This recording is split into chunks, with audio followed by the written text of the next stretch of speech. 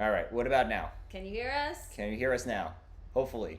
Someone let us know if you can hear us. Let's see. Waiting. I think we were muted, so we should be unmuted now. Testing 1, 2, 3. Can you hear us? Can you hear us? Oh. Stephanie still says can't hear you. Let's see. Still can't hear us? Thumbs down? Do you have the mic on the camera? No, we don't use the mic on the camera. Oh. Okay. Oh. Alex's dad still saying can't hear you. All right, can we hear or not hear? Because one of my friends, there we go. All right, good. Shout out to Mike with the text saying we're all good. This is always the problem. I know. Well, I'm glad you guys can hear us now. We were talking to ourselves for a little bit there. If you guys joined the first stream that we ever did, we probably talked to ourselves for like at least 5 minutes before somebody was like, "Oh, we can't hear you." So at least it never just goes perfectly. So, no. But I'm glad you guys can hear us now. Yeah, glad you guys can hear us. We're excited to talk with you guys tonight. Tonight's conversation's and it's going to be a conversation. That's why we wanted to do a live stream, because this is kind of a hot topic, is like all the changes that have been happening at Disney over the last couple of weeks, couple of months, and what it means for the future. So that's going to be the topic of conversation. Yeah. We're obviously going to talk about Genie and Genie Plus and share our thoughts on that. We are going to talk about the new annual Passholder program that was announced a couple of days ago, and we're going to share our thoughts on that as well.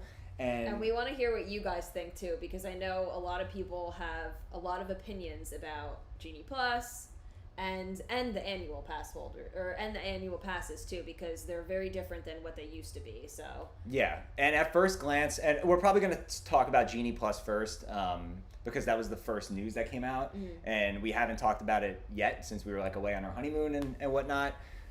Speaking of, I know a couple of you guys have reached out asking when the Alani videos are going to start. We have another week of Maui videos. So this week we have one more. Yeah. That comes out on Friday, and then next week will be Maui. We're going to finish out the week. There's a chance that maybe Friday's video next week might be the first Alani video, but we probably have another week of Maui until we move over to Oahu. So a lot of content coming. We have like so many vlogs from Oahu and Alani that we're going to share. And then before you know it, we're going to be back in Walt Disney World at the end of September for the 50th anniversary, and the last night of Happily Ever After. Aww. Unfortunately, I'm going to be there. Crying, so. And we're probably going to live stream that too. We'll probably live stream the fireworks from Magic Kingdom that night, so that'll be cool. But yeah, so that's kind of why we haven't shared our thoughts about Genie and the annual passes yet. I know a couple people are like, "Oh, you're going to make a video?" Here it is. Yeah, we figured let's have a live conversation, because, as I said, there's just a lot to talk about. So let's dive into Genie. We're probably going to try to be right about an hour tonight, maybe give or take. So we'll dive right into it. Let's talk about Genie. So what is Disney Genie? Now, there's two buckets to this. There's Disney Genie, which I have no issues with at all. It's completely free to everybody. Anybody can use it. You can choose to use it. You could choose not to use it. It's not extra. Right. And then there's Disney Genie Plus, which is extra. So if you guys don't know what the difference between the two of them are, Disney Genie is essentially a planning tool. It's going to live either within the My Disney Experience app or a separate one. Hasn't really been confirmed yet. But it's going to be a planning tool to kind of help you get the most out of your Disney day. Mm-hmm. At least that's how they're marketing it. Now, I have a lot of hesitation around this, because we all know if you've done anything with Disney that involves technology, a lot of times it doesn't work, whether it's Shop Disney, whether Disney website itself, whether it always is crashing. Yeah. If you've ever tried to register for like a Run Disney race before they cleaned that system up, that was a whole mess too. But I will say the My Disney Experience app isn't that bad. I haven't had too many issues with it. No, it's not too bad. It's just, it's okay. You know? But anyway, so Genie is essentially a planning tool. So what exactly can you do in Genie? From as far as we know, it's going to help you plan out your day and try to maximize your time in the parks. Mm-hmm. So in the morning, you might tell Genie, Genie, I really like thrill rides. I have teenagers, they're more into the thrill stuff. Now, Disney Genie is going to craft your Disney day in the parks around whatever you tell it, which, as a premise, sounds really cool. Yeah. Do I think that they can execute this flawlessly? I don't have hope for that in the beginning. I think it's going to take some time before they really get up to speed as far as like accuracy with wait times and whatnot, because that is the whole point of this. It's going to tell you, okay, you want to ride Space Mountain. We're forecasting that, it might be noon right now, but if you wait until 3:30 p.m., we should have a lower wait time. Yeah. So And also, like, if the wait time drops while you're in the park, like, oh, Space Mountain is only at like a 10-minute wait right now, you should go do that, you should go hit that ride right now. My concern with that, though, is like, how many people are they telling to do that? So by the time you get to Space Mountain, is like everyone over there now, and now the wait time jumps up to 40 minutes? Like, right. That's kind of like what I'm concerned about and what a lot of people are talking about. I don't really know how that is going to work. That's going to be very interesting. That I don't have the answer to. Yeah. I would imagine that the app would be smart enough to divvy up the crowds and not send everybody there at one time. That's what I hope, at least. I have no idea if that's going to be the case. But other than that, that's really the crux of what Disney Genie is. It's going to tell you when it thinks you should go ride certain attractions, when it thinks it's a good time for you to go get lunch, when it thinks it's a good time for you to line up for the fireworks, whatever it may be. It's going to kind of tell you, this is what we think you should do to get the most out of your day. Mm-hmm. Now, I think that's really cool. Yeah. If it works properly. If it works properly, it is it's a good tool that you can use for your family. Yeah, I think it'll be great. It's very, very reliant now more than ever on wait times being accurate, because if wait times are not accurate and we're seeing kind of what we've seen lately in the parks, this is never going to work. Yeah, I was going to say, because the past few times that we've gone, the wait times were not accurate at all. No. And I used to work in attractions, so I kind of have like a behind the scenes knowledge of how they update the wait times. Mm-hmm. It's not very complex. At least it wasn't when I was there. It's been 8 years since I was an attractions cast member. But when we were there, the red cards that they hand to the chosen one that gets to walk through the line with the red cards, that's how they update the wait times. Yeah. Other than that, because we would have days over at Dinosaur where the card reader would be down in one location, so we couldn't scan it. In that case, it was all by eye. The managers would literally walk around and be like, okay, the line is, snaked around the T-Rex in the queue. It's a 30-minute wait. Like, it was all there was no science behind it. But I think that's what they're doing now, because they haven't been giving the cards to people because of COVID. They don't want people touching the cards and everything. So they're kind of, I guess that's what they've been doing, is doing it by eye.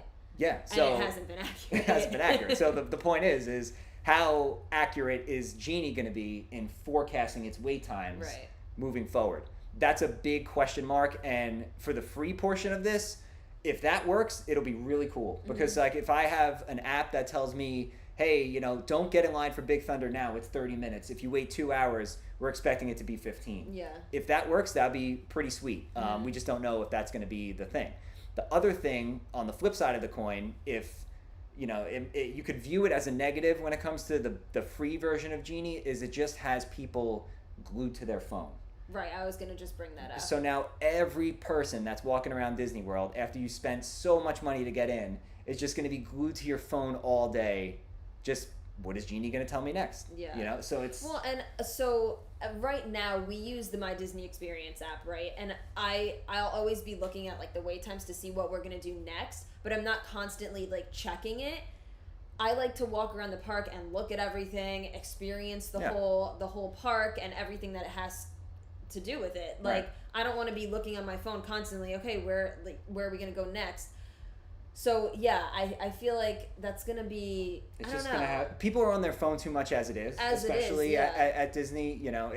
It's just another distraction in my mind. But again, it could be really cool if you're someone who likes to plan and kind of wants to maximize your day if you have very limited time in the park. Yeah. Because that's ultimately what it's all about. If you're a local, this isn't really gonna apply to you because you're popping in for a couple of hours here or there. But if you're someone has one Magic Kingdom day and you want to try and get like all the rides that you possibly can done, then this might be helpful. Yeah, so that could be cool.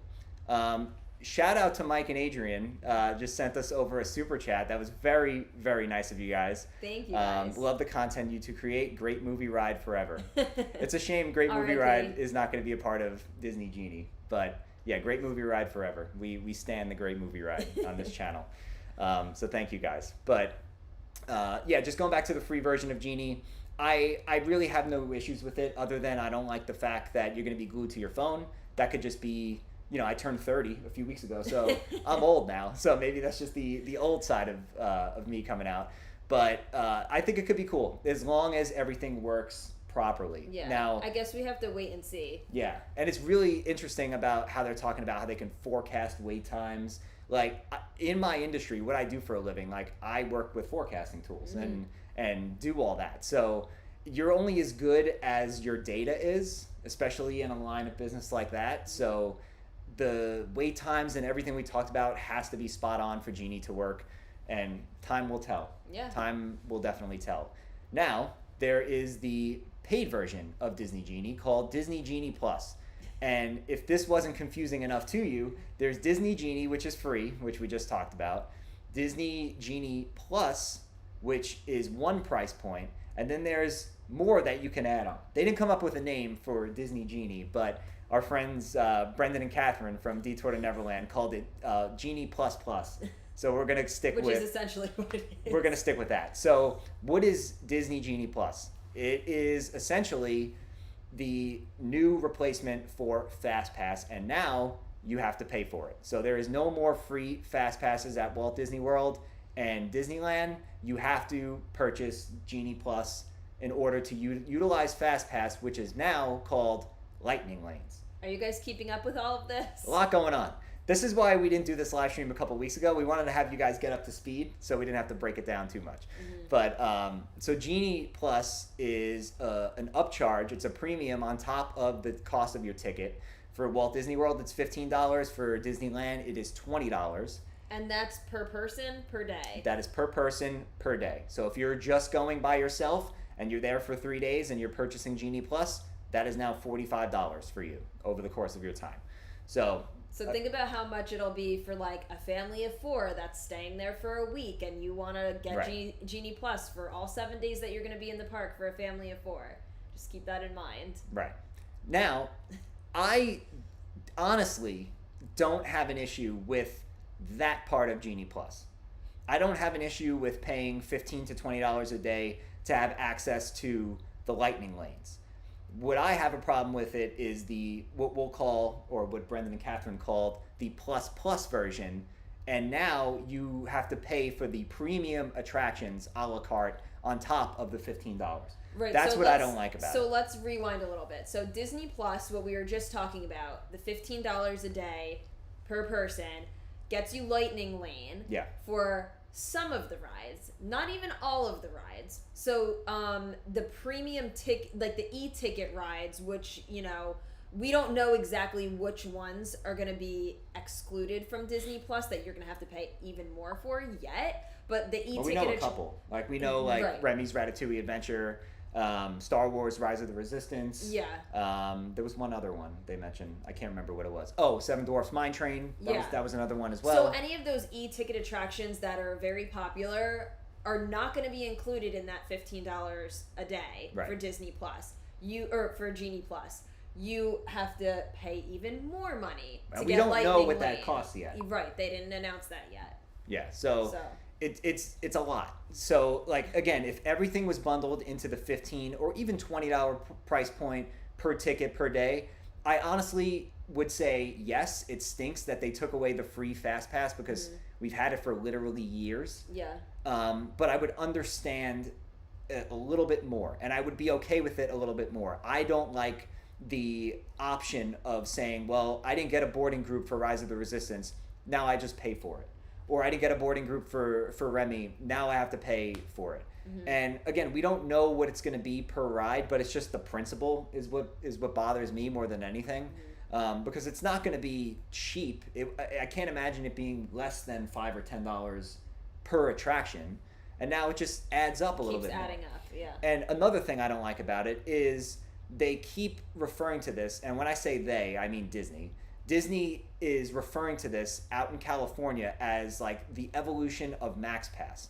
And that is so misleading because Max Pass, you didn't have to get Max Pass in order to use the Fast Pass system at Disneyland. Mm-hmm. You could still go to the attraction and put your ticket in and get your paper ticket.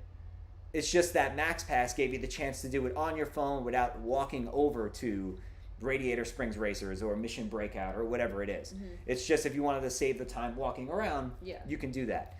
But the free option was still there.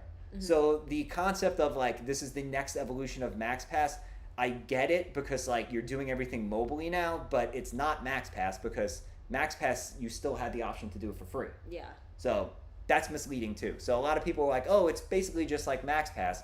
It isn't. It's not. It isn't. So we got a couple of comments before we go any further. Gary said, way too advanced. Disney's starting to kill the overall experience of being there and enjoying it. I definitely don't disagree. It's a lot to do now. Like, just I would rather them just raise the general ticket prices up a little bit more, and then you not have to worry about any of this once you walk through the gate, because there's a lot that you need to kind of be on top of now if you want to have like the same experience that you used to have. And also, isn't it like taking away from like the magic while you're in the park? Like now we have to stop and be like, oh, well, we really want to ride Rise of the Resistance. Right. Like, like let's think about it. Do we want to pay like the a la carte price, like for our family of four?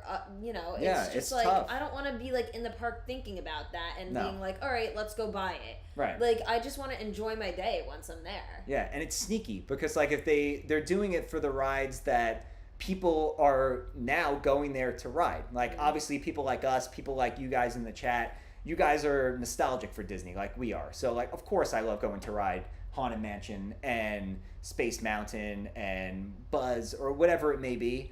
But like especially with all the new stuff coming out, like if you're going to Epcot, for example, on October 1st, you're there to ride Remy. Right. Like you're there for the 50th anniversary, but you're there to ride the newest attraction. Now you can get in the virtual queue, and if you don't get it, the only way that you can experience it is if you pay. And for a family who isn't local and doesn't have the opportunity to go as often as, some other people might, it's hard because now you're going to have kids and the kids are going to be like, Mom, Dad, we really want to ride Rise of the Resistance. We didn't get a boarding group. Now the family of four might have to shell out an extra $60 for their family to ride the ride. Right. Which is crazy to me. Yeah. So that's just kind of like how I feel about it. And if you guys have been following us for a while, like I don't sugarcoat anything. Like we're not in the business of like pleasing Disney. So like we just tell it like it is. Like this is how we honestly feel. And we kind of knew that this was coming because for years, Universal's been charging for their Fast Pass system. I forget what they call it, Express Pass, something like that. So we kind of knew that something like this was coming. But, like, why does it have to be so confusing? Why does it have to be... Very confusing. Yeah, it's very confusing. And as a travel agent, too, now having to explain, like, all these insane options to my clients, like, oh, you could do the free version. You could do Disney Plus. But that doesn't get you all the rides. Then you have to pay on... Like, it's just a lot. And I just feel like it's kind of nickel and diming the customers. That's exactly what it is. So, and a lot of people would turn around and say, I've heard both sides of the coin over the last couple of weeks, but they'll turn around and be like, well, Universal's Express Pass is way more expensive than Disney's is. And that is true. Universal's Express Pass during peak times of the year could be close to $200 a person, $150. It is not cheap to buy Universal Express Pass, but Universal Express Pass is an opportunity to ride more rides. Mm-hmm. With the Genie Plus system, you can't make like multiple reservations throughout a day. I think it's like one or two that you can hold at a time. Mm-hmm. And then once those experience pass, then you can make another one. So think about like it's not the same. No, it's not the same at all. So like let's just say, and who knows, if they might sprace things out, it might not work out this way, but let's just say you go in the park at 12 p.m. on any given day, mm-hmm. and you purchase Genie Plus, and you said, I'm going to utilize for the next 9 hours while the park is open, Genie Plus. And you go to make your first reservation, and you're there for one reason. You're there to ride Big Thunder Mountain. But Big Thunder Mountain doesn't have any availability until 4 p.m. Now what do you do? Now you're stuck with this waiting period. So it's going to be very interesting to see how it all shakes out, and the allotment of Lightning Lane passes and how quickly those fill up. It's going to be really, really curious. But just reading some more of the comments, Dakota says, I wonder how much it's going to be to skip the virtual queue for Rise or Ratatouille. We don't know that yet. If I had to guess, I am going to go with Mingelangelo's prediction in anywhere between the $15 and up range. I can't see it being less than 15, maybe 10, but I don't think it would be that low, especially for rides like Rise of the Resistance, where they have so many people already that can't experience it. They're going to want to maximize the revenue on that, and they know people will pay it. That's the thing. Michelangelo also said, as I understand, Lightning Lane's the premium per ride, and you don't have to get Genie Plus to use Lightning Lane. Okay, if that's true, then that's fine. That kind of changes my opinion a little bit. Can't imagine a family of 4 paying for all these extras. So true. People are going to get priced out of Disney. Like Dakota's right. That's what is happening. That's sad part, because not everyone, not the average working class family is going to be able to come experience Disney anymore, and that's sad. No, and look, Disney's a business. Disney's a business that lost billions and billions over the last 18 months. I get that. But Disney they're not doing any of this stuff on accident. They know exactly what they're doing. There's a reason why the Park Pass reservation systems are going to be in place for at least the next year. Yeah. Park Pass reservations are very easy to get right now. If you're an annual pass holder, if you're a day guest, cast members are a different story. They're still dealing with a little bit of blackout issues, as far as I know. But Park Passes are very easy to get. It's basically like an extra step that you have to take. Yeah. But Disney knows exactly who's coming where on each day, which influences staffing, which influences a lot of different things. So there's a reason why they're doing all this, and they are trying to price certain people out. There's no doubt about it, because for years a lot of people have said that the parks are too crowded generally. Yeah. And there's only one way to reduce the crowds. It's just to make it more expensive. So that average family of 4 that might be from Middle America or wherever they're from, they might have come once every 5 years. Well, now they might be able to come once every 10 years. Yeah. And unfortunately, that's what Disney wants, because people are still going to pay these premiums. That's the thing too. We could sit here on a live stream and complain about it. But are we still going to go? Yeah. We're still going to go. Am I going to pay for Genie? No, I'm not. Yeah. Especially, and we're in a different boat. We're moving to Florida. So if we go to Magic Kingdom on a night after work or something and it's just too crowded, we just won't ride certain things. Not everybody's going to have that luxury like we do, or any other locals. But it's only going to make a difference if people don't pay. And unfortunately, we've seen over the years with price hikes and everything, people pay. And that's another thing. Genie Plus is not going to be included in any of the annual passes, which we will get to when we talk about annual passes. But I know a lot of people were holding out on hoping that was going to be included in the annual passes, and it's not. So. And it's not. Mike says no free fast pass, no Magical Express. That's another thing. Magical Express is gone as of 2022. We were just talking about this. There's no incentive anymore to stay on Disney property, which is hard, again, as a travel agent. How do you sell your clients? I used to be able to say, stay on Disney property, you get Magical Express. That was a huge money saver and a huge convenience for people going to Disney. Now there's no Magical Express. You have to pay extra for that too. There's no extra magic hours in the morning. Yeah, I think they still let you in 30 minutes early. 30 minutes early. And that's nothing. As far as Genie goes, since you're going to have to make those Genie Lightning Lane selections on that same day, resort guests get earlier access. They get to access it at 7 a.m. But how beneficial is that going to be? Like I was saying before, are they even going to run out of Lightning Lane passes for certain rides? It just depends on how many people are paying for it, I guess. But that's another thing too. It's the perks of staying on property a couple of years ago, not that long ago. No. Just pre-pandemic were tenfold. You had so many reasons to stay on property. There was the extra magic hours in the morning and the extra magic hours at the end of the day. How many times did we stay on property in the past and Magic Kingdom closes at 10, but we get to stay till 12 because we were a resort guest? those things don't exist anymore. And now you pair that with the fast passes being taken away and put behind a paywall, the Magical Express, which was literally how you got to and from your resort, is gone. It's just, it makes it very hard to try and convince somebody as to why they should stay at a Disney resort. And it's just tough now. And it's true, Mike's right. Like, it's hard for a family of four to afford it in 2022. Like, right now we're just the two of us. But if we were a family of four, like, it would be difficult. Yeah. It's going to be difficult for a lot of people. Stephanie says, I wish there was an option like Universal has, that it's a separate fee for the Express Pass and it's one price for everything except for a few rides. I would be cool with that too. And like I was saying before, Universal's Express Pass system works a lot better because it doesn't hold you to that one ride at a time and you have to wait for the next one to expire. So Universal's Express Pass, and I'm asking you because I'm not positive, is so you pay for the price and you can go, like, you could go ride like Transformers in the Express Pass. When you're done, you could go to the next one, Express Pass, next one. Yeah, that's so much more convenient. Yeah, and like, if you guys have been to Universal, since it is so expensive, the Express Pass line very rarely gets backed up. We've done it a couple of times in the past, but it just doesn't get too backed up because, you know, not a lot of people are paying for it because it is such a high premium. And that keeps the standby line moving too. That's another thing. That's another thing. Add it to the list. That we wanted to talk about. You used to say all the time, because you were an attractions cast member, about how Fast Pass was like horrible. Yeah, it was free, but it would hold up the standby line like crazy. Like crazy. And it's true. Like, there's people out there, and some of you might be in the chat saying, you know, the Fast Pass was great. I was able to walk right on rides.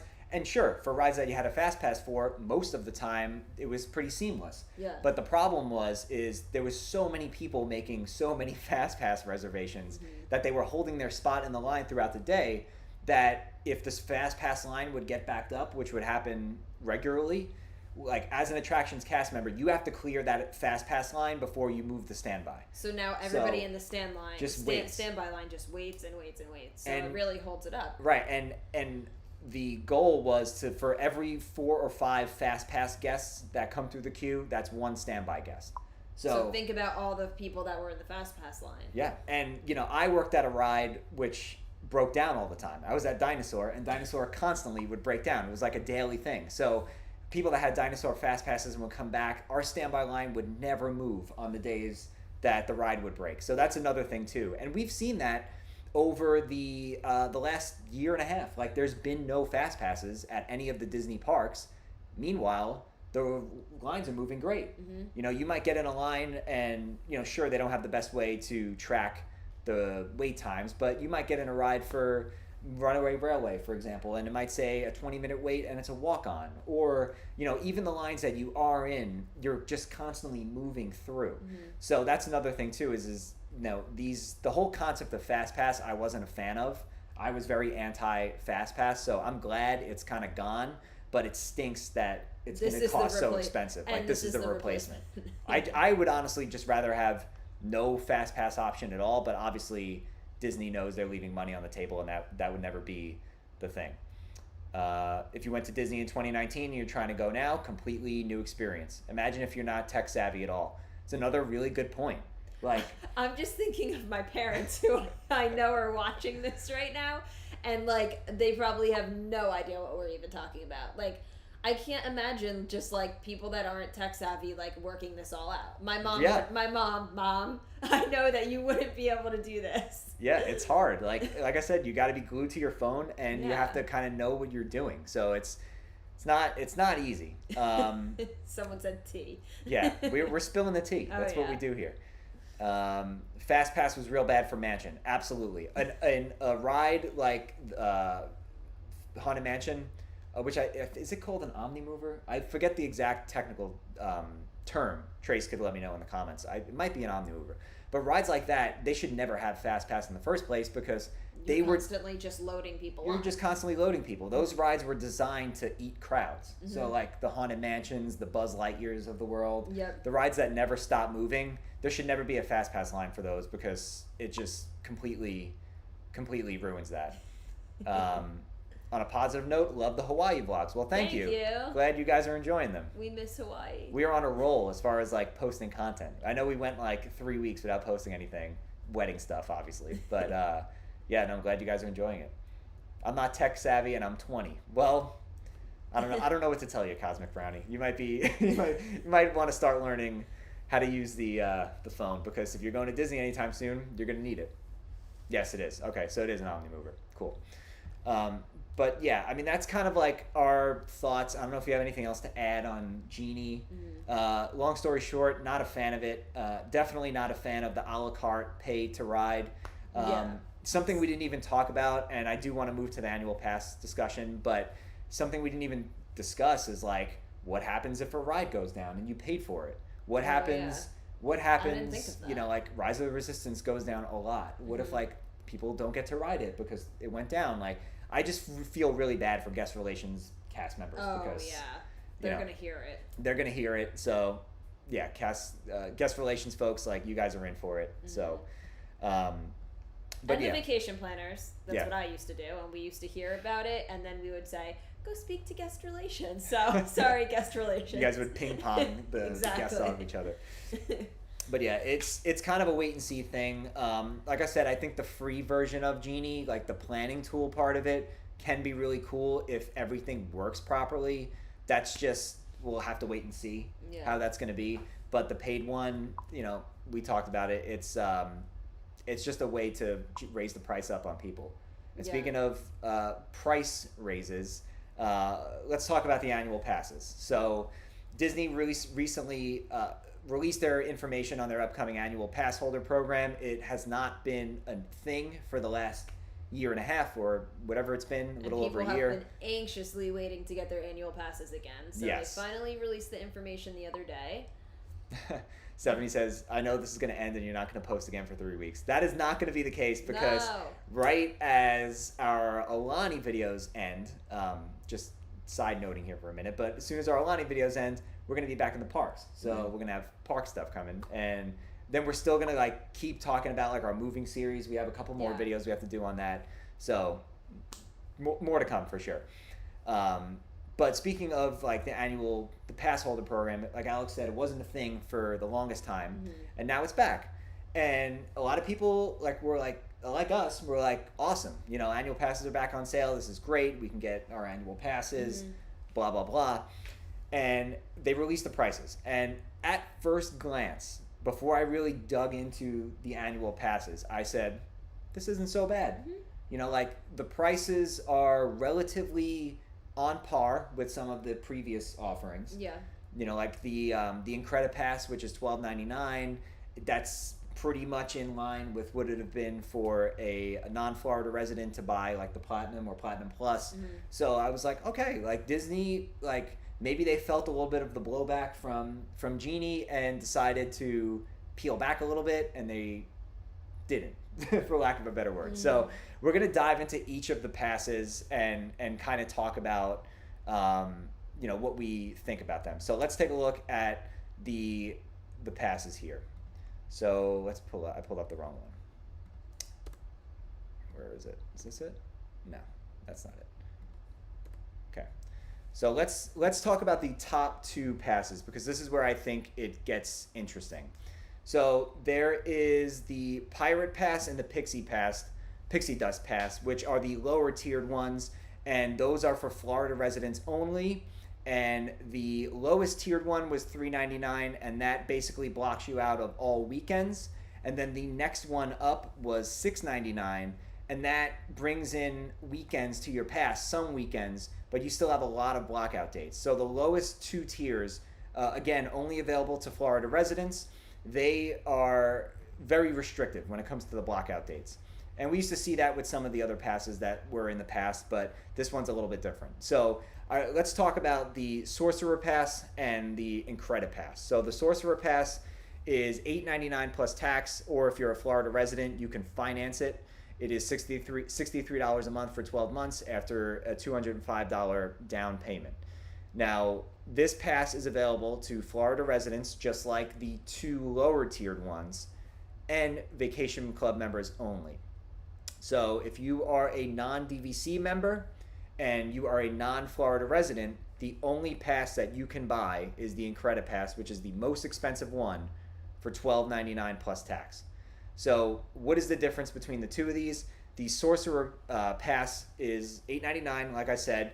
You can hold 5 park reservations at a time, whereas the 2 lower tiered ones are 3 and 4 reservations at a time. And basically, there's minimal blackout dates to this during holiday periods. And I went and I looked at what the blackout dates are for 2022, and they are pretty much just the back half of December. There's really no other blackout dates. So that's what the Sorcerer Pass is. The Pass is $12.99 or $99 a month for 12 months if you're a Florida resident after the $205 down payment. And you can also hold 5 park reservations at a time, but there are no blackout dates. So the difference between the 2 passes that are on the screen, Sorcerer has pretty much the end of December blocked out, and Pass has no blackout dates. So that's the passes. So there's 4 options for you. Now, if you are a non-Florida resident, there's only one, which I don't like because that's kind of unfair to charge somebody who's out of state the highest amount of money, and that's the only pass that you're pigeonholed into getting. That's kind of one thing I don't like about it. My main thing that is bothering me with the annual pass system is, again, we talked earlier about taking things away. They took away PhotoPass, which to me, there's no excuse for that. I'll have to pay for Memory Maker. Memory Maker is $100 for the year. And then if you want to add on the water parks and sports option, which is obviously the water parks and then ESPN Wide World of Sports access, that's another $100. That, I think, is a very good deal. $100, you could go to the water parks all year. Yes. And ESPN, which, let's face it, how many people are going to ESPN and using that? Probably that's actually not bad. I think I would pay the extra $100 to go to the water parks. I think it's well worth it because I don't remember. Is there blackout dates for the water parks? I don't know. I would hope if you're paying $12.99 or whatever it is for your other pass, I would hope they don't block you out. That I don't know.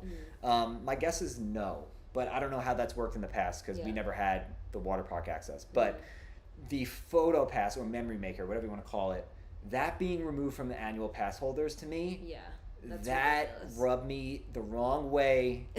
That is just not okay. I know. Because it doesn't cost Disney any money to have digital downloads available to pass holders. Once again, nickel and diming. Nickel and diming to the utmost degree. So that was the ultimate slap in the face. Now, also the pricing of this too, if you're a Florida resident, you're going to be paying a lot more for your pass than you were in the past. Like the price increases on the annual passes are crazy. I had it written down. I don't have it in front of me anymore.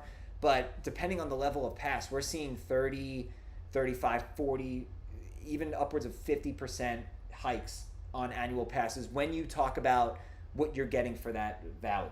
Okay. So, for example, the Pass, it used to have Photo Pass in the past. Now you have to add $100 on. If you had the Platinum Plus, you had water park access. Now you have to add another. Now that $12.99 becomes $14.99. So, and if you're a Florida resident, you're really, really getting ripped off on this as far as renewals and everything. It's tough.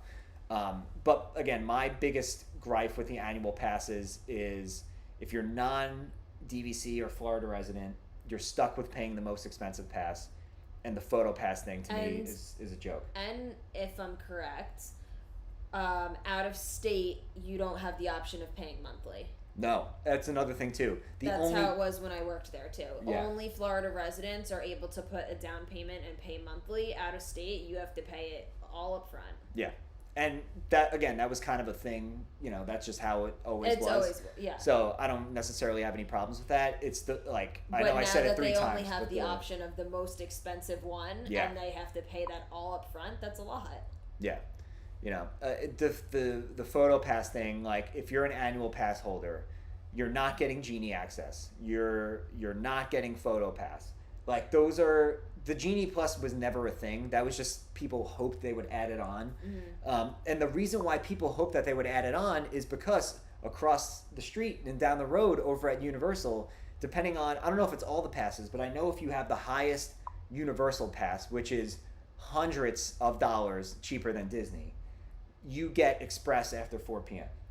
So you could go to Universal and Islands of Adventure after 4 p.m. and you get that for free. Yes. That's awesome. That's a perk of being a Universal pass holder. And I don't work for either company, but I'll tell you that Universal is probably going like this right now as far as annual pass holder sales. And I don't blame people because value of it is a lot better outside of Disney. You also get a free Halloween Horror Night ticket. Yeah. Could you imagine if Disney gave out a free Boo Bash ticket? That's what I was going to say. That's not included anywhere. Yes. Parking is still included? Parking is included. Okay. That was another thing people were talking about prior to all this. A lot of people didn't know if parking was going to be included. It is. So parking's still available in it? Which it's not at Disneyland. I think only the highest tier has parking included. Oh. If I'm not mistaken. I know Michelangelo's out on the West Coast, so you can correct me if I'm wrong. For the Magic Key, I think only the highest tier Magic Key gets parking. Okay. Which is crazy to me too. And also you still get 20% off merchandise. Yep. If you're an annual pass holder. Yep, so that's there. And, if you're an annual pass holder, like we mentioned, you can only hold certain amount of park reservations at a time. They mentioned there's going to be times where they drop bonus ones for you. So that's kind of cool, I guess. Although the park pass system is kind of just a formality at this point because it's so easy to get in. Mm-hmm. Like if we wanted to go to Hollywood Studios tomorrow, like we can if we wanted to. Because the numbers are increased now. Yeah, the capacity's increased. The capacity, yeah. And on top of that too, like a lot of people are not in the parks right now. Yeah. Now that could be it's like empty right now. It's empty. Like I had some family that was there this week and like they sent me the wait times and it was insane. It was like 4:00 and the longest wait in Magic Kingdom yesterday at 4:00 was Jungle Cruise at 30 minutes. That's like crazy. Unheard of wait times. Now that could obviously be due to the Delta variant. That could be due to southern schools being in session. But I do think there's a small part of me that people are canceling and going elsewhere just with some of the news that has come out. Let's see. What Mike said is true.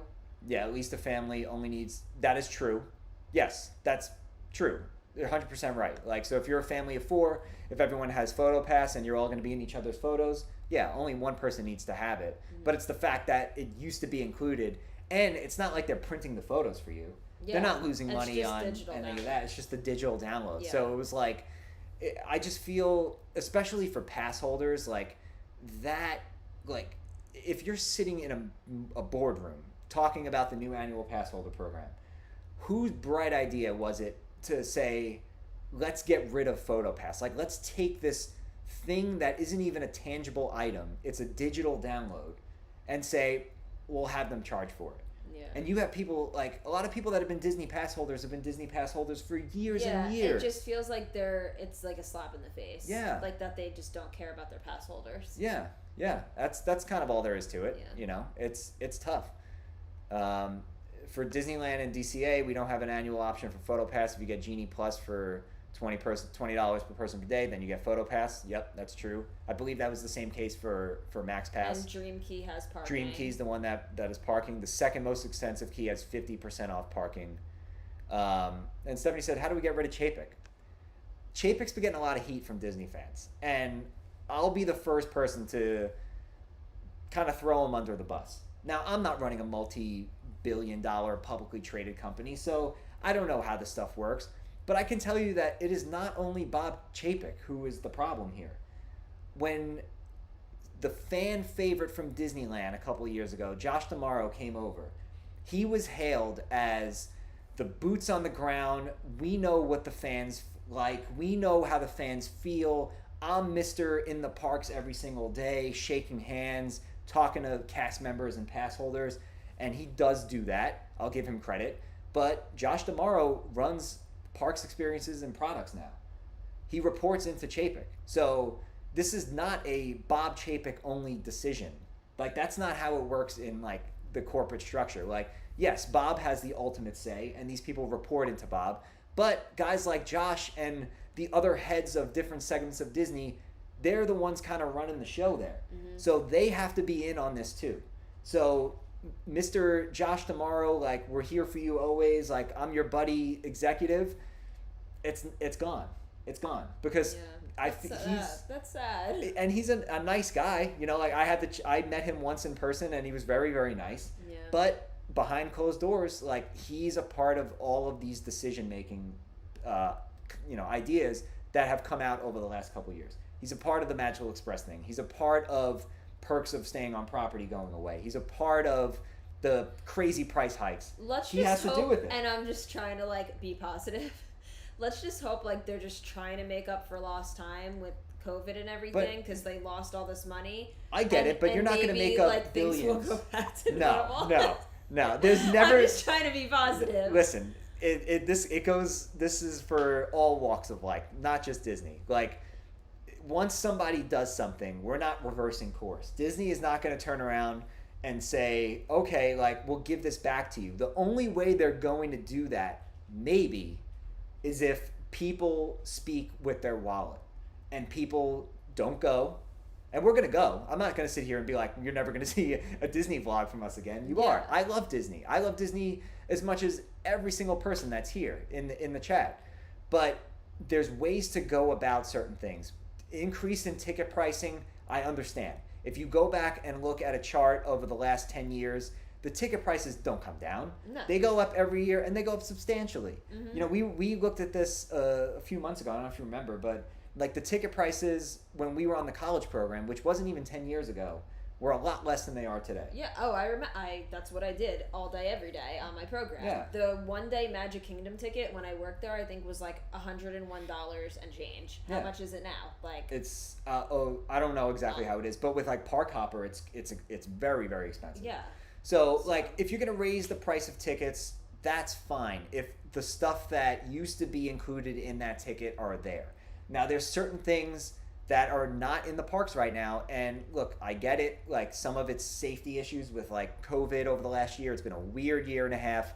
We all know that. But are we ever gonna get the citizens of Hollywood back? Are we gonna get, you know, the mayor and whoever walking around Main Street USA? I don't know if that stuff is ever going to come back. And that's like what made the parks the parks. Like, and that was all the stuff that we got. And that just reminded me too, like, also, in my opinion, I wouldn't pay the $100 for PhotoPass right now when you can't even meet the characters. You can't meet characters. Now, like, who's paying for that? Yeah, I know. Yeah, you can't. There's no characters. Like, there's socially distant pictures, but like, who wants that? Yeah, I agree. I'm with you 100%. It's just the concept of charging you more, nickel and diming you, and taking things away at the same time. Mm-hmm. And, you know, with the pass holder thing, like, I know it's silly, and I've said it a few times, but there was no reason that they have to take away the photo pass other than the fact that, hey, now we can charge you for it. Yeah. You know, just work it into the price of even if you want to raise the price of the annual pass $100 versus what you showed us. Yeah. Raise the price $100 and then just mask it and say it's still included. Like, it's just not good face, in my opinion, especially to your most loyal fans who are your annual pass holders and DVC members. So that's just kind of my 2 cents on that. It's hard to justify a lot of things with Disney right now, and we love it. But, you know, there's a lot of changes happening right now, and hopefully some of these things, hopefully people act on some of the things that they're going to say, because, you know, Genie, for example, that was there. If you go on to, after you're done watching the live stream, go on to Disney Parks YouTube channel and find the video where they explain Genie. And if you haven't done this already, it's comical. So they have a couple of videos about Genie, but there's one video that has like 20,000 thumbs down on the video. Now, a little inside tip for you: thumbs down and thumbs up work exactly the same for YouTube. You're still giving them. You're still engaging. So Disney doesn't necessarily care if you thumbs down the video. It doesn't hurt videos when you thumbs them down. It actually helps them. It's the same thing as a thumbs up. But if you it go, goes to show how many people are upset about. Well, that's my point. Yeah. That was their most disliked video that they've ever put on their YouTube channel, and it's not even close. There's like 1,000 thumbs up and like 19 or 20,000 thumbs down. It's funny. So now it'll be interesting to see when Genie and Genie Plus does roll out, do people buy it? Because if people don't buy it, then Disney's going to have to say, okay, well, what did we do here? Maybe we like overcharge. Maybe we need to rethink our strategy. Like, we rolled out this program, nobody's using it. That's the way that the fans and the consumers are going to impact this. If you are someone who went to Disney your entire life and always stayed on property, and we're not telling you not to stay on property, but if you're someone who's like, oh, like it stinks, there's no more Magical Express and no more Magic Hours, but you know, we're just going to stay at the Polynesian anyway. That's what Disney wants. That's what they want. So the only way that the change is going to happen is if people, you know, use their wallet to do or not do certain things. And Disney knows at the end of the day, people are going to pay for this stuff. There's going to be plenty of people that probably still pay for Genie. There's going to be people paying to get on Rise of the Resistance and Web Slingers and Remy or whatever. There's going to be people that add the $100 onto their annual pass. It's just, you know, things are changing, and certainly cognizant of the fact that they lost billions during the pandemic, but you are not making up COVID revenue by charging annual pass holders $100 for digital downloads. Right. Like, there's a way to do it, and there's a way that comes across as like borderline offensive to a Disney fan, and I think they're kind of taking the latter approach. Yeah. Ticket prices, annual pass prices, they'll make some of that money back that way. Charging people $100 for photos, that's just silly. Yeah. I don't know. I agree. Do I agree. you feel the same way? Yeah. I don't want to. I just said, like, I'm not. Obviously, we're getting an annual pass. We're paying for the annual pass, but like I said, I'm not gonna be buying the photo pass for $100, especially right now. Yeah, we're not big on photo pass anyway, so like, you know, I'm not gonna be adding that. The $100 for the water parks, yeah, I would pay for that. That's a good deal. Photo pass, no. Yeah. Yeah, I mean, just reading a couple of the comments now. You know, Adrian says Josh too. That's exactly my point earlier. You know, Josh doesn't get a pass here, and again, I'm not in the room. None of us are in the room with any of these people, but Josh has to fall on the sword a little bit too, because he's the head of parks, and all of this is happening while he's the head of parks. So it's not just a Chapek problem, although he's the CEO and he's the face. Belinda says it's beginning to feel like a carnival where you pay for everything. I get it. You know, like you go to a state fair and it's like, I pay $5 to ride the Ferris wheel. I ride $5 to ride the Tilt-A-Whirl. Like all this, that's what it's going to be like with Genie now. Yeah, and just like I said before, like you want to just like pay for your vacation and then just enjoy it when you're there. Like, yeah. I don't want to be in the middle of the park trying to decide, like, oh, do we pay the extra money to ride a certain ride? Like, it just takes away from the magic. It does. It doesn't feel very magical. I am not a fan of spending all that money to go to Disney, and now I walk in and I scan my ticket and I scan my finger, which is back, by the way. The fingerprint scanners are back. I'm surprised they came back. Yeah. But, you know, you scan, you're in, you've spent all that money, and now I still have to think about money and paying to ride rides. Like, that should never be something that crosses somebody's mind, at least in my opinion. Trace, Disney has many attractions and ideas that ended up getting the Goof Award in the end. That is true. Although some of those ideas that used to be goofy are now kind of like loved by fans, like the birthday cake castle. Yeah. Like back in the day, and like that's just a quick little side note, like the birthday cake castle was like a complete joke. But now I feel like if they brought the birthday cake castle back for the 50th, I think that would be the coolest thing. I was just going to say the same thing because it's like vintage Disney. So like if they brought that back, that'd be like so cool. Yeah. But like when they actually did that, it was like, what on earth is that? Yeah. And like, you know, the Eisner era was so, we could spend a whole live stream just talking about like the different time periods of Disney, but like the Eisner era was very interesting because like obviously like Eisner had some bad ideas and some big flops for the company, but at the same time, like I respect him a lot because he like really cared about the parks. Yeah. Like say what you want about Michael Eisner, he was a very creative guy. Mm-hmm. And he like, you know, did a lot of cool things. Like parks opened under his watch and whatnot. And like that's something else that I feel like Disney's kind of like getting a little too complacent with is some of the rides that have come out lately too. Like Rise of the Resistance blew the industry away. Oh yeah. But like, you know, we're getting Tron, that's a copy of something that already exists. We're getting Remy, that's a copy of something that already exists. Meanwhile, Universal down the road is making like incredible attractions. Hagrid's, the Velocicoaster. They're building a whole nother park. It's going to be a very interesting like 10-year span coming up because Disney for the longest time, and they will always be number one. Like there's never going to be Universal topples Disney. Yeah. Unless things get really crazy with Disney, which who knows. But it's going to be an interesting 10 years or roughly. Just excited to see what they're going to do. Yeah, because they're going to have to step it up. There's a lot more interest now in Universal than there ever was. Yeah. There's a lot more pass holders at Universal than there ever was. They're building a third gate. Like, it's going to be very interesting. Once that third gate is open and they have some cool things in there, now you got 3 parks going up against the Disney 4. Things are starting to get a little bit more even. People that used to spend, 7 days at Disney or 6-7 days at the Disney parks and resorts, they might do 3 days at Universal, 3 days at Disney now. Yeah. So it's going to be very, very interesting to kind of watch and see what goes on, kind of like the power struggle. But Universal's sitting there right now and they're like, this is awesome. They're ruthless too on Twitter. Universal, they say it like it is. It's hilarious. Yeah, Gary, like that's eventually, that's all you're gonna do, and maybe you'll have to pay to walk into certain areas of the park. Not gonna lie, I'm getting the Genie Plus and may pay for Rise of Resistance if I don't get a virtual queue. A lot of people are gonna do that, and I get it. And if you're somebody that comes to Disney like once in a blue moon, you're gonna do it.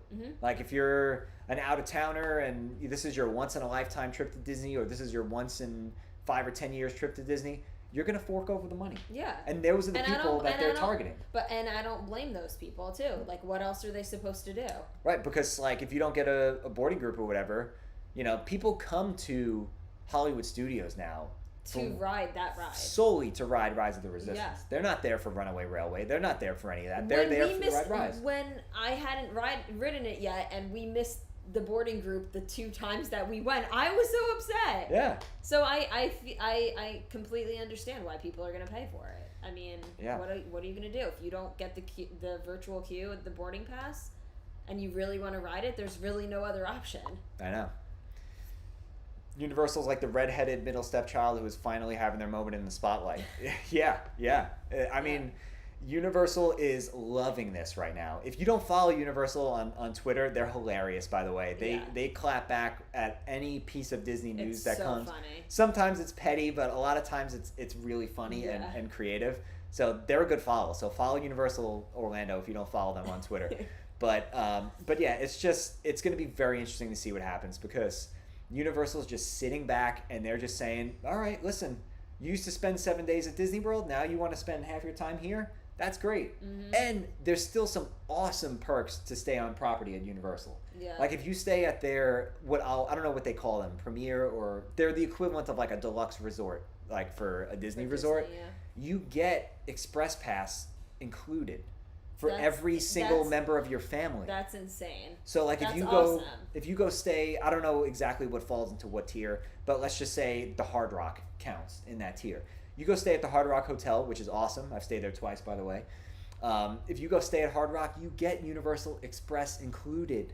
That's awesome. As a perk of being a guest. Now you don't have to pay for it when you go to the park. It's things like that that's going to draw the people that used to be on the fence about going to Universal over there. And that's kind of the way it is now. Here in California, Universal Studios Hollywood has the parking trams already. Yet Disneyland hasn't brought the trams back, but doesn't mind increasing pricing. That's another thing. Like, little things like that. And that's probably in the name of safety. So, like, things like that, I get it. If they're doing it down the street, why can't we do it here? That's kind of like the same thing with, like, Halloween Horror Nights and Mickey's Not So Scary Halloween Party, like, with Universal here in Florida and Disney. Like, it was the same thing in Alani. Yeah, so when we were staying there was some things that weren't available, but yeah, it's going to be an interesting time period for theme parks in Florida. Like once Epic Universe gets built, and we're already starting to see more people going to Universal. I'm not saying more than Disney, but more people than they're probably anticipating. And now with like people being aware of like the perks of staying on a resort, I'll be honest, like one of the times we might go down, we might stay at a Universal resort, and they have a great property. Like the Universal hotels I've never stayed on they're Universal nice property. They're very, very nice. Like, like Stephanie's comment is so like telling, because people just think like, all right, you know, like we're going to Florida, like we're gonna stay at Disney, and we always do that. We're Always. Disney people, but Universal has great hotels. Like Cabana Bay is awesome. I've stayed at the Hard Rock a few times. That hotel is amazing. Portofino is like just beautiful. They have Universal puts out a really, really strong product. Now it's not Disney. It's very different. Yeah. It's completely different, and it's not meant to be Disney. But they put out a really, really great product. So it's going to be interesting to see like what goes on over the next, you know, couple of years. I'll tell you one thing. I can't wait to be a Florida resident Universal pass holder. That's for sure. We're gonna get all the annual passes in Florida. Yeah. Speaking of that, and then we'll leave you with this because we do have to jump in a couple of minutes. But if you buy the most expensive Universal Orlando annual pass, which gets you into both parks, no blockouts, Volcano Bay access, and if you buy the SeaWorld most expensive annual pass, which also gets you access to some other cool things like Busch Gardens and like Aquatica, the amount of money that it costs to have their two highest tiered annual passes is like hundreds less than Disney. Yeah. So things like that are going to sway people a little bit away from Disney. You'll still have the hardcore people that are going, and we're still going to go, and we're still going to be annual pass holders, but you're going to have some people that stray, and it'll be interesting to see how that works. Yeah. Staying on Universal property, you used to have early entry and specific Harry Potter deals. I don't know if those are back yet, but it definitely thought about spending more time in Universal. Yeah, as far as I know, they still do the early entry there too. I'm pretty sure they still do that. I don't know that for certain, but I think they do. But that was another cool perk too. You used to get like I went to Harry Potter, Hogsmeade, when it first opened, like that summer. And we stayed on property. We got to get into Wizarding World like an hour early. It was amazing. It was amazing. It was a great perk, and it was like the equivalent of if you were able to get into Galaxy's Edge like an hour early, which Disney never did. But like those types of things, like those are perks that to me should be perks for the foreseeable future. And Disney took a lot of them away. Speaking of Galaxy's Edge, I just thought of something too that people have been talking about is once the new hotel opens, what's it called? The Galactic Star Cruiser. The Star Cruiser. Once that opens, because the people that are staying there get access to Rise of the Resistance and Galaxy's Edge. Yes. So how is that going to affect the boarding groups and the the upcharge for that for Rise of the Resistance? Yeah, I don't think it's going to have much of an impact because you don't think so? Because there's not going to be a ton of rooms there. It's like a limited capacity thing. That's true. So it's not going to be like the same as if like, hey, you staying at the Polynesian, now you get to go ride Rise of the Resistance for free. Like there's not going to be as many rooms as a typical Disney resort. True. So I mean it'll definitely play into it to a degree, but I was just wondering if that was going to impact the amount of people getting boarding groups. I don't know. I mean, hey, you could stay at the Galactic Star Cruiser for. I want to know who's staying there. Is anybody staying there? Like $6,000 for a couple. That's for two people. Also absurd. That pricing when it came out was like laughable. Yeah, I knew that was. But who was paying that? We knew that was going to be crazy expensive. Like that's targeted to one specific audience only. Yeah. That's not the Galactic Star Cruiser isn't for the masses. No, of course not. It can't be because if they priced it, I'm not saying like $5,000 and $6,000 is acceptable. That's insane, and I don't know who on earth would pay that. Like, you can go on like a couple of Disney cruises for the same amount of money for a longer, and it's only 2 nights. Yeah, which is crazy. But like, if they had that at like $1,000 a night, or somewhere around that period, the demand would be crazy. Yeah, I'd rather go on a cruise. Yeah, me too. Yeah, I mean, you guys know us. You guys know we love our Disney cruises, but. Yeah, and you can go on at least one like 7-night cruise. Yeah. I was gonna say at We least booked- a 5-night, definitely a 7. Yeah. Oh yeah, we booked. Just to give you some context, we booked. We have a 7-night cruise coming up in July 2022 on the Wish. Brand new ship. It's going to be open for like 2 months at the time. Brand spanking new 7-night cruise, and it was less than what it. Actually, no, I'm sorry, not a 7-night cruise. We're on a 4, right? 4. 4 or 5, whatever, because they're only doing a certain number of nights. Right. Whatever the number is, it was less than what the Star Cruiser is. Yeah. So we get to go on a longer vacation. We get to like actually go places on a brand new Disney Cruise Line ship, and for less. Significantly less. So, yeah, that's another thing too. So, just a lot going on. A lot of Disney news over the last couple of weeks. I'm sure this is not going to be the last of it. We didn't even get to touch on the prices of like the Christmas after hours, which are out of control, insane. Like for not a full party. well, they are going to have a parade and fireworks. Oh, are they? But it's still over like most nights over like $200 a ticket. We didn't even talk about that kind of thing.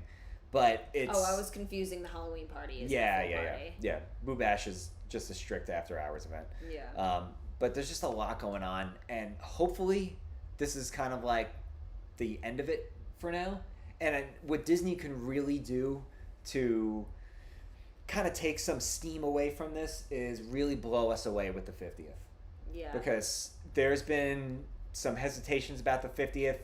Are we getting enough? Are they doing enough? I still think there's going to be a lot of things that we don't know about yet that they're keeping behind closed doors. There hasn't been like too many like amazing announcements about it. No, we just keep getting the announcements of which little gold statues they're going to add to the parks. But I'm hoping they have some really cool things up their sleeve for the 50th, because it doesn't make any of what we talked about go away, but at least it feels like, all right, like they're giving this celebration like the justification it deserves, because there's some question marks as to whether or not they're doing that right now. So time will tell. Like I said, we still have a lot to learn about Genie and some of these changes that are coming out, and time's only going to tell where we go from here. If people, and by people I mean the consumers, act with their wallets and take their money elsewhere, Disney will react to that. But will that happen? That's the big question mark. We haven't seen it in the past, so I'm not confident it's going to be in the future, but only time will tell. So that's it. So first of all, thank you everybody for joining us. It was awesome having you guys in the comments and doing this live stream. We say this every time we do a live stream, but we do have to do this more often. Yeah. This is we love talking with you guys. So this was a lot of fun. And thank you guys for writing your input too, because I was very curious about what you guys were going to say about certain things. So. Yeah, that's why I wanted to do this instead of like us just putting out like a 10-minute video. Like I wanted to have a conversation and just kind of get a feel for what some of our viewers feel about all this. So thank you for joining us. As far as content coming out, like I said in the beginning of the stream, or you may not have heard me because the microphone wasn't working. We have like another week of Maui videos, and by week I mean like another 3 or 4 that are coming out, and then we are moving over to Aulani, and we have a lot of Aulani/Oahu videos coming out. Of course, we have like Aulani specific stuff, but like we do other cool things. Like we went to Pearl Harbor. Yeah. If you guys enjoyed today's video where we went to those beaches and did some snorkeling, we have another video coming out which is way better as far as like snorkeling goes. Yeah. We went to this one place. We saw like 10 sea turtles in the water. It was amazing. Oh, so take me back. We would love to go back, but that's kind of like what's on the agenda, and then that's gonna probably lead right into us being at Walt Disney World at the end of September. Yep. Again, we'll be there for the last night of Happily Ever After. We'll stream that. We will be there on the 50th anniversary in Magic Kingdom on the 1st, which is also Alex's birthday. So we will be there then. We'll probably like do an impromptu live stream from there just for you guys too. Definitely. But yeah, so that's it. So thank you guys for joining us. Thanks for all the comments and for all the love on the Hawaii videos over the last couple of weeks. And we'll see you guys on Friday with another vlog from Maui. Yeah. Right. Bye, guys. Bye, guys.